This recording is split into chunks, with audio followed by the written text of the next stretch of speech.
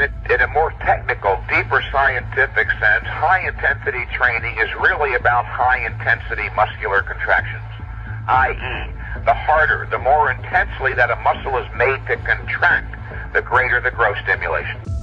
Repeating tasks that are well within your existing capacity do nothing to stimulate growth.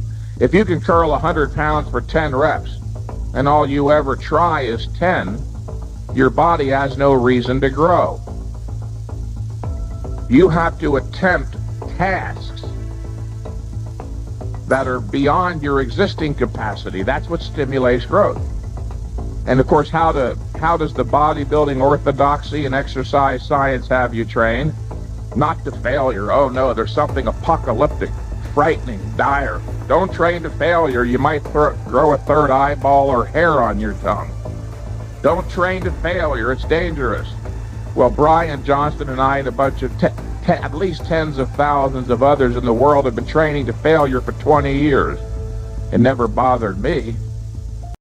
Only high-intensity training can force the body to resort to its reserve ability sufficiently to stimulate an adaptive response in the form of a muscle mass increase. Repeating tasks that are well within your existing capacity do absolutely nothing to stimulate growth. Ending a set before failure just because an arbitrary number of reps have been completed will do nothing to stimulate an increase or induce growth.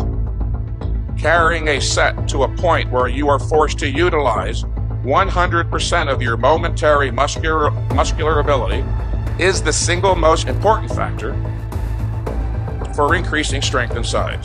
Working to a point of momentary muscular failure, where another rep is impossible despite your greatest effort, ensures that you pass through the breakover points. Now let me ask you a question. Which rep do you think would be more productive in terms of stimulating growth? The last rep, which is the hardest, or the first rep, which is the easiest? The last. If it was the first rep, then why do the last 9? Don't you think it stands to reason that the last rep would also be better than the second and the third?